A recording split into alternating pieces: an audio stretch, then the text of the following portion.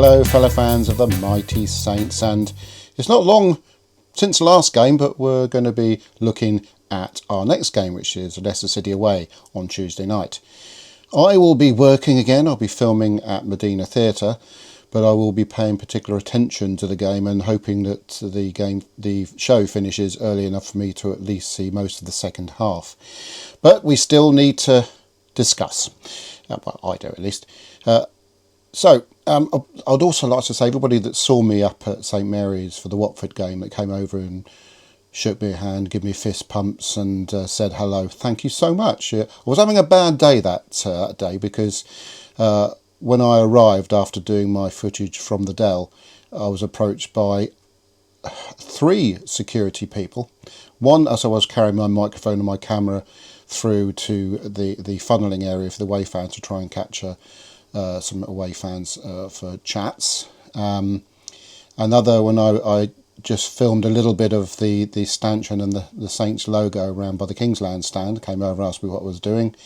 And as I was walking just casually around the stadium, a third one came up and asked me who I was, and even though he'd already spoken to his colleague. So it didn't make me feel particularly welcome, bearing in mind I'm not the only Saints vlogger, that films around the ground. But thanks to the people that come up and say hello, and obviously the win, that made me feel a hell of a lot better. So of course we always have our feature where I talk about the foundation of the football teams we're going to be playing. I'm not going to redo these every time we play them, because bear in mind we're playing Leicester in the FA Cup on Saturday. I will be going to that game. But Leicester Fosse, or Foss, F-O-S-S-E, formed in 1884 by Widgerston School, Almney, whatever that is, joined the FA in 1890 before settling at Filbert Street in 1891. The club played at several grounds, including Victoria Park, Belgrove Road, Cycle and Cricket Ground.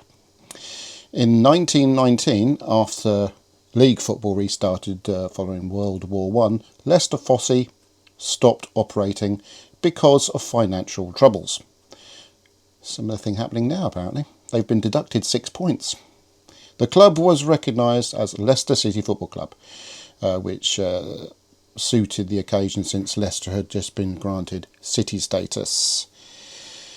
Also, it's worth pointing out that the club is managerless at the moment, as were Watford when we beat them 1-0. I don't know if that makes a difference, but there's always going to be in the back of my mind whenever you mention the word Leicester City, the 9-0. And in my heart of hearts, I must agree that if we could just beat them 9 or 10-0 one day, that would put an end to all that bad memories.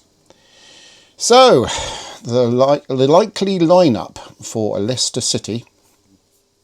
So, I can only go by the lineup that was last used by whoever picked the team.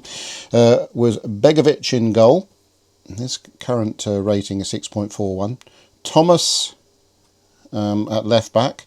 Looks like they generally play a 4-2-5-ish, or a 4-2-4-3-1, so 4-2-4-3-1, 4-2-3-1 formation. So let's go with Thomas at left back, Nelson and Lascelles at centre back, and Pereira at right back. Ratings of those players aren't too bad. 6.8 for Thomas, 6.72 for Nelson, 6.86 for Lascelles, and 6.98 for Pereira. So the defence has actually got quite good ratings, so it might be difficult for us to break through that. Joe Aribo and Skip in the centre of midfield. Pretty sure Joe Aribo is on loan, so he can't play unless there's an agreement between the clubs. I'm really surprised he started, but his rating of 5.99 is rather familiar, or actually quite good for his current or up to then ratings for us.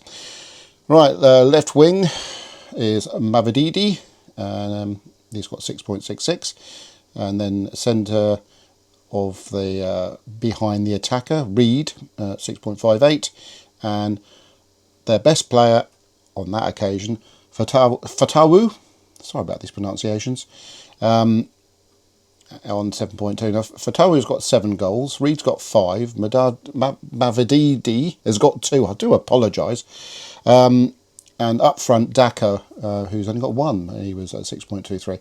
So even though they're in the situation they are, of course you've got to deduct those 6 points, so on form around about the same area of the league table that we are.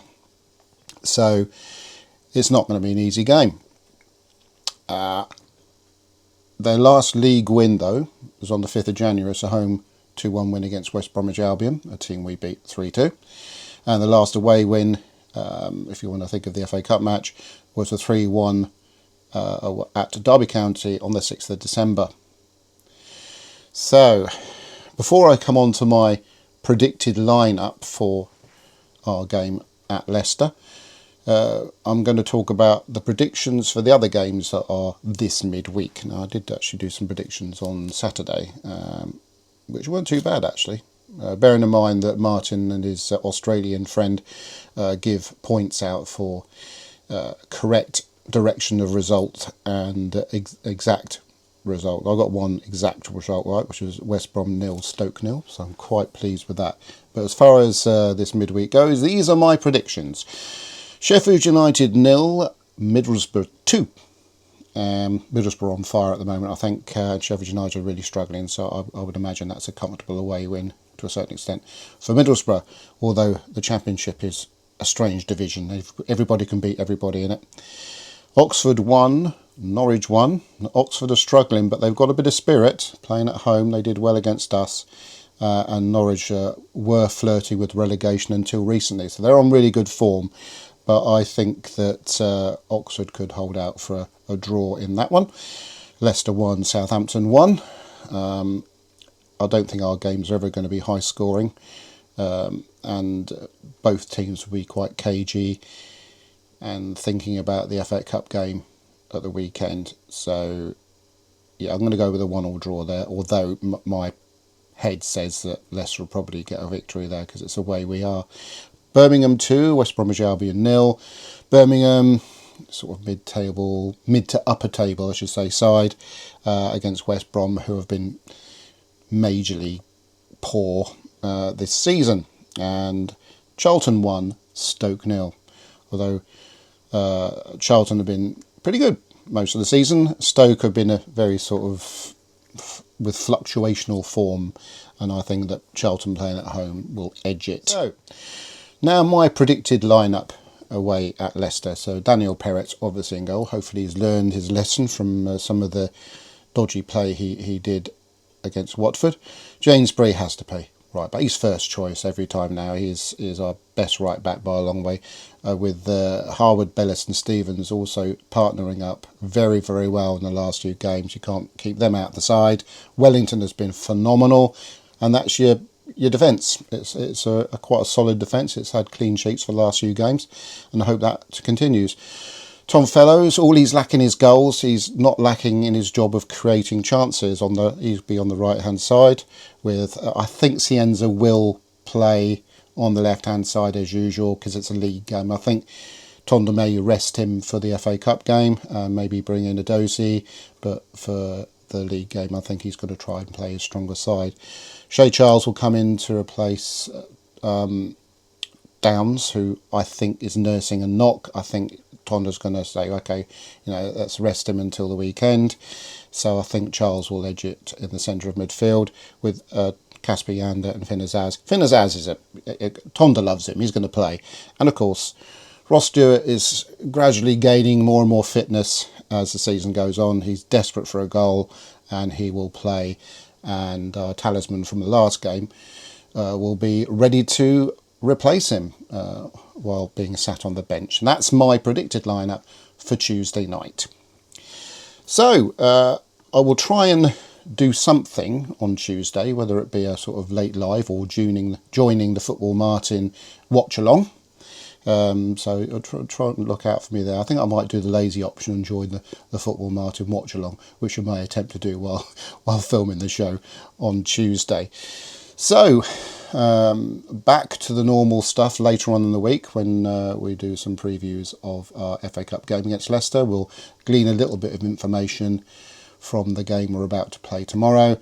And until then, thank you. Please like, subscribe, tell your friends and get them to do so too. Come on, you Reds!